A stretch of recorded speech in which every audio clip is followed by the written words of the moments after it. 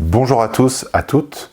Aujourd'hui, une prise de parole différente sur un sujet d'actualité, celui du financement de la défense et notamment des moyens proposés par la Commission européenne pour y consacrer 800 milliards de dollars.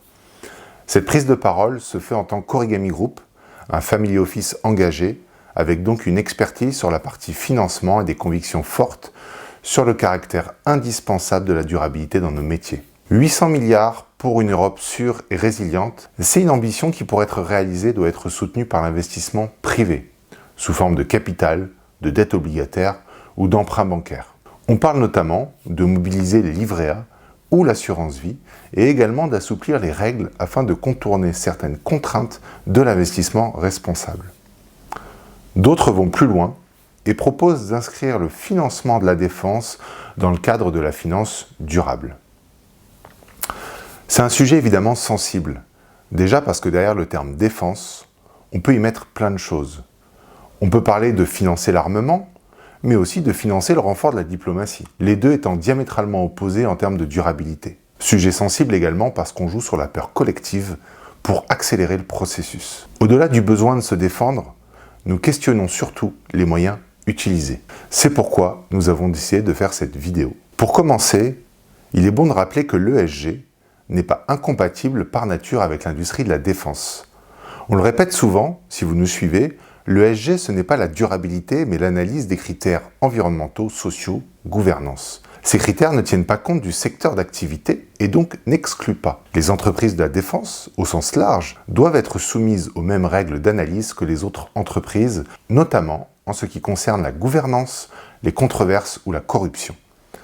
L'application d'analyse ESG stricte non seulement n'est pas incompatible avec des investissements dans la défense, mais elle permet également d'éviter des dérives. Imaginons une industrie de l'armement qui emploie des enfants, qui détruit des écosystèmes, empoisonne des populations, etc.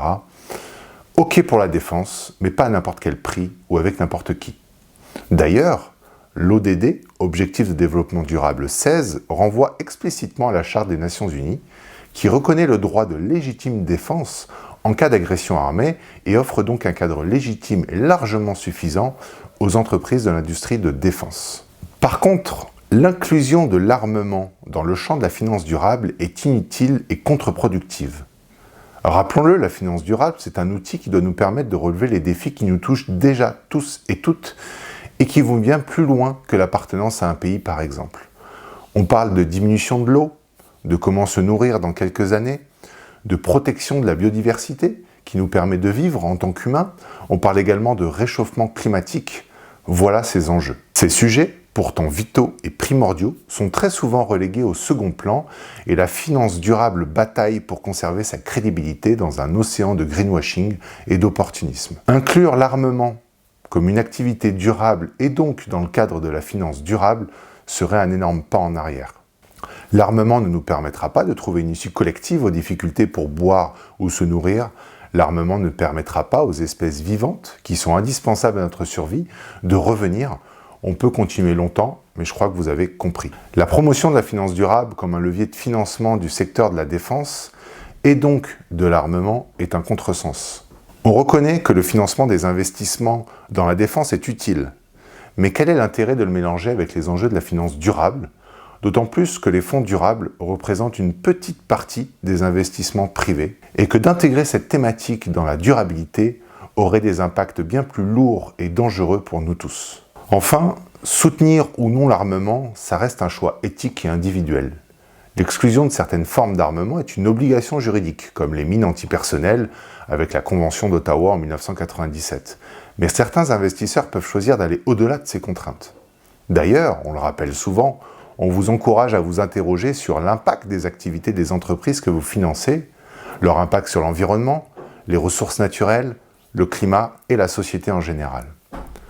Le choix de financer ou d'interdire certains secteurs comme le jeu, l'alcool ou l'armement relève de considérations éthiques et morales et aussi d'une certaine liberté individuelle.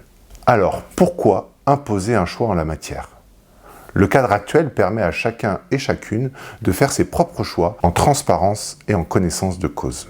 Pour finir, Le financement des investissements dans la défense est utile, mais ne mélangeons pas tout. Le financement de la défense n'a pas besoin de la finance durable, pourtant son intégration dans la durabilité aurait des conséquences désastreuses pour l'ensemble du vivant. Le cadre actuel est amplement suffisant, tout en rappelant que l'utilisation de son épargne pour soutenir un secteur doit rester un choix éthique et individuel. Merci de nous avoir écoutés et bonne journée à tous et à toutes.